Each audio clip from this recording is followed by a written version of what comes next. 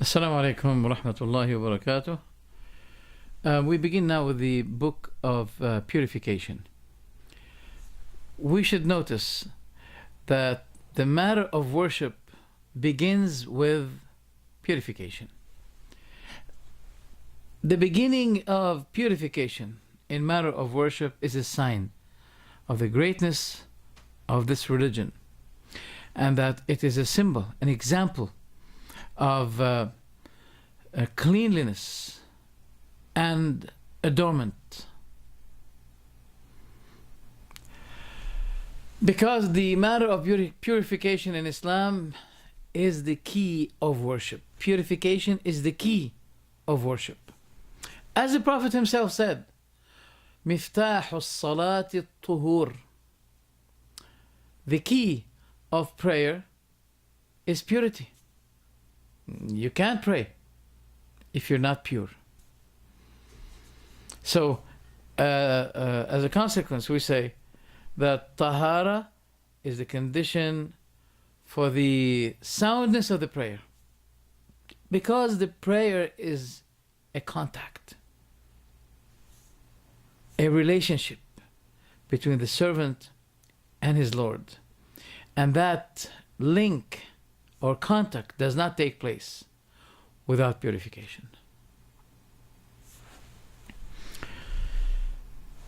And when we talk about the purification of the body, we have to analyze that the purification of the body has the greatest impact, because the physical purification, such as taking a bath, ablution, it is, in a matter of fact, a first step to achieve the spiritual purity.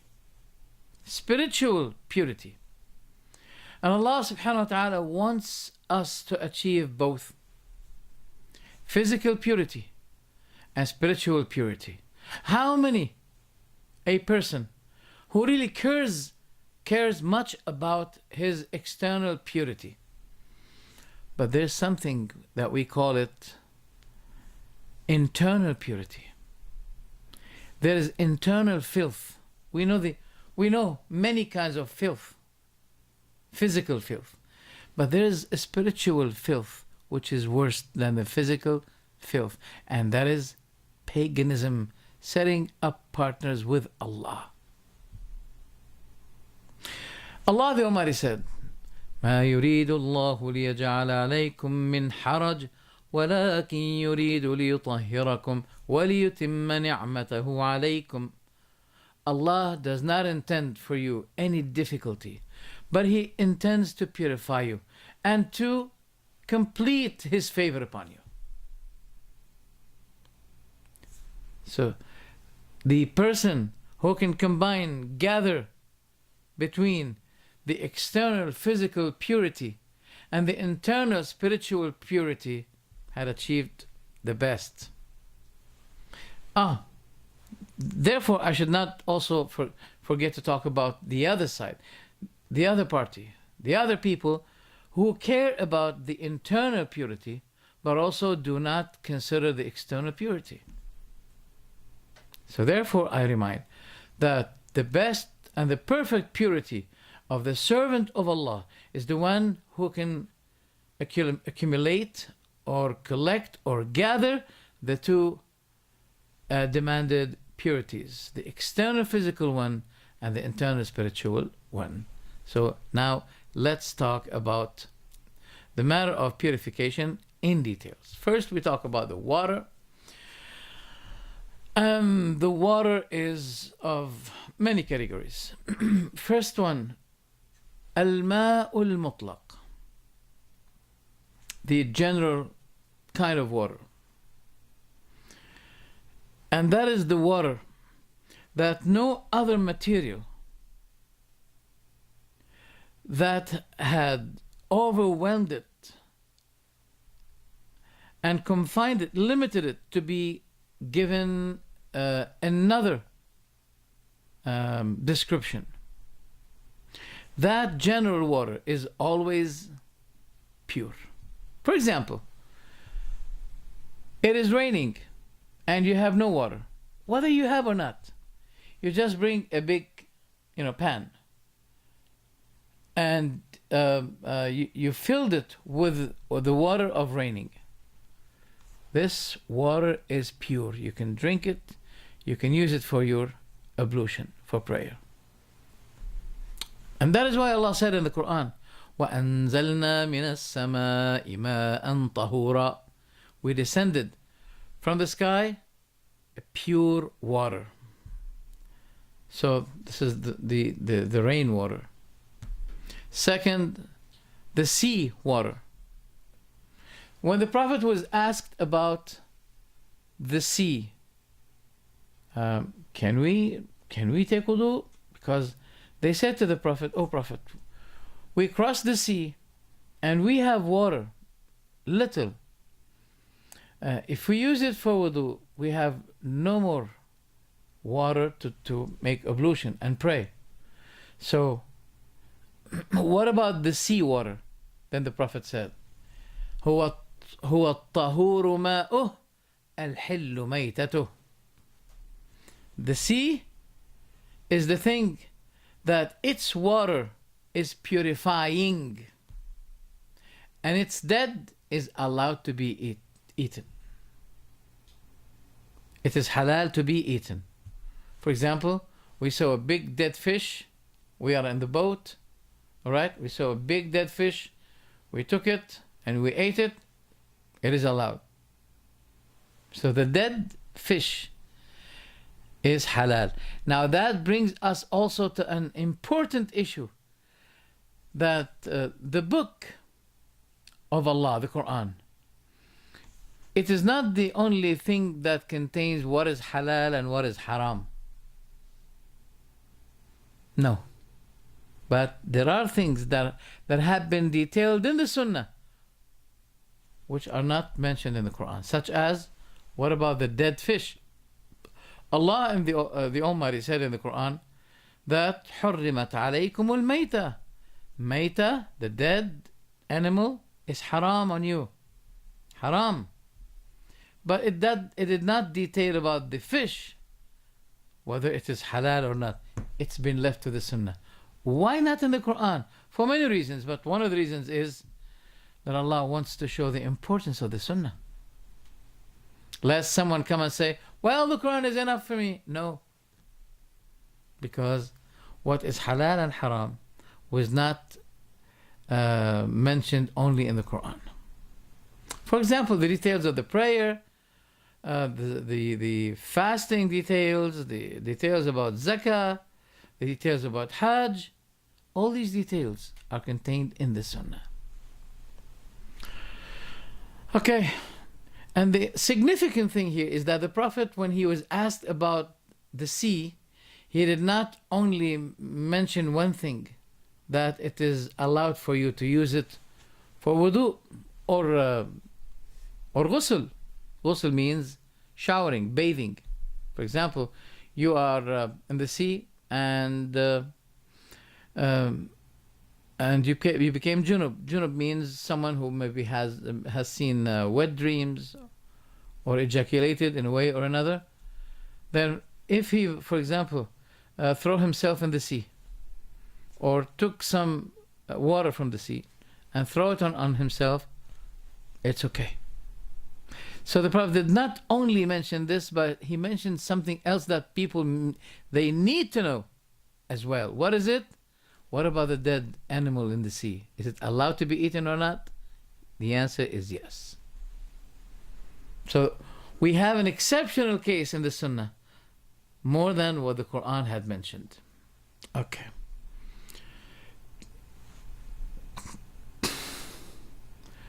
There is another matter. The water that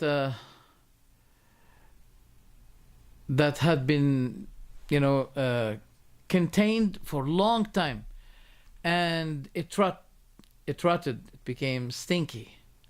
So what do we do with it? Is it allowed? It is still allowed. The changing of the taste, it doesn't mean that it becomes forbidden on you to use. Okay? Uh, Also, you use the water for bathing, for wudu. Then someone else came and took the remaining of the water and used it for wudu. Is it allowed? The answer is yes, it is allowed to be done. Okay? Why is that? Because the believer that had been using the water for his ablution is not dirty. And the Prophet used to be taking wudu by the water that his wife Maymuna had kept after she'd been using it. Okay? And that is narrated authentically.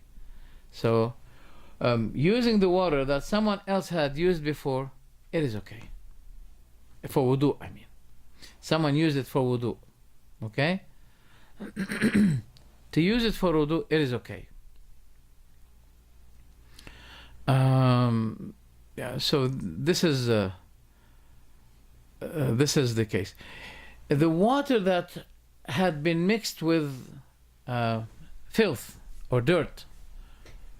Now, if it had been affected by this filth, okay, which influenced the water by smell or a color or a taste, so it is not permissible to purify yourself, such as taking wudu or taking ghusl, by using that water. Second, if the filth did not make any change in the taste of the water or the smell of the water or the color of the water, so in this case, the water is halal to be used. For example, if we have a pool, the pool where people swim. If someone, in a case or another, some people may do that, peeing, urinating. So what do we say? Still that water is pure, because this urine did not affect the kind of the water. It's still, the water is much greater, much ever greater than the small part of the urine, which did not affect it. The sea, how many countries they throw the garbages in the sea, and still the sea is pure. What about the remnants or traces of an animal? For example, an animal came and started to drink from a container of water. Okay? Let's begin with the human being. It's pure. There's no doubt. What about when Allah said about the pagans that they are dirty, filthy? Yes, Allah mentioned it. But Allah meant by that the spiritual filth, which is paganism. He did not mean the spiritual, the physical filth.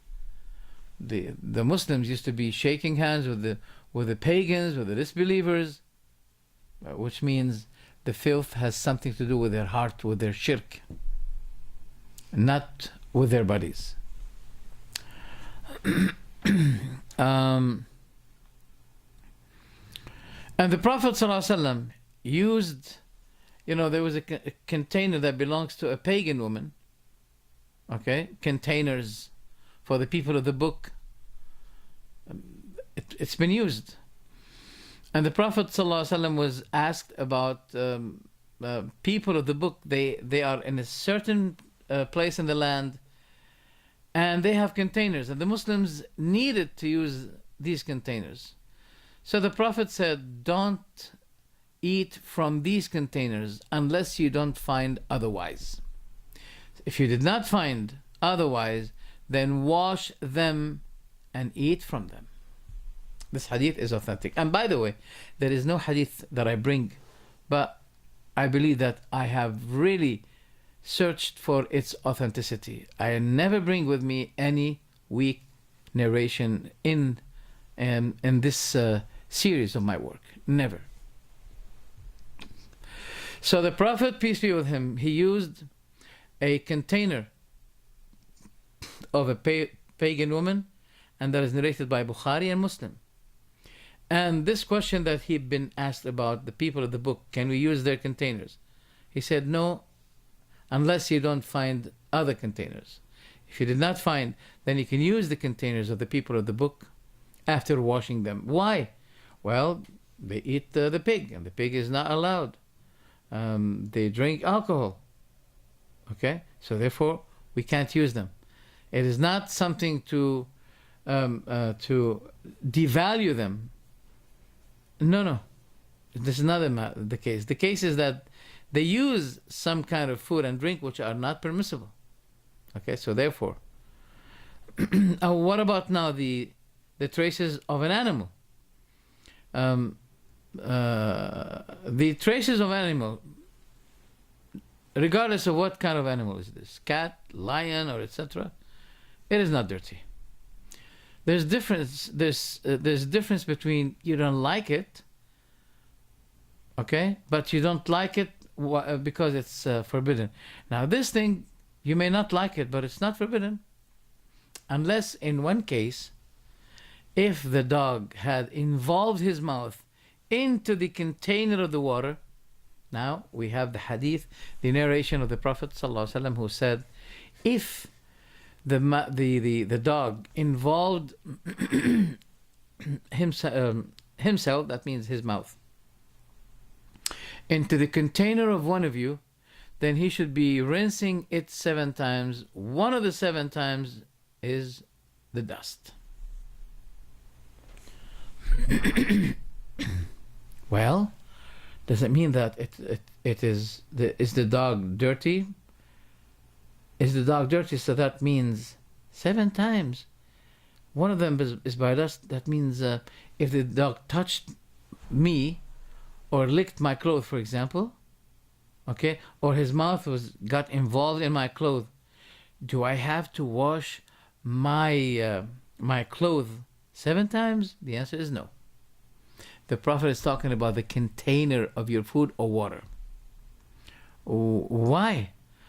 Well, let's say basically today it had been discovered that the dogs have in their saliva a kind of virus that's called rabies. Okay, so this is one of the reasons. Otherwise, look, you can't say that the saliva of the dog is worse than the feces of a human being. You can't say that. So if the saliva caused us to wash our clothes 7 times, one of them by water, one of them is by dust, that means if the feces got involved in our clothes, maybe we need to wash the clothes 70 times. One of them is maybe 10 times by the dust. It's not true. So the Prophet was talking about the involving of the dog in your container. So he specified the thing that had been involved with the dog. Container. He didn't say your clothes.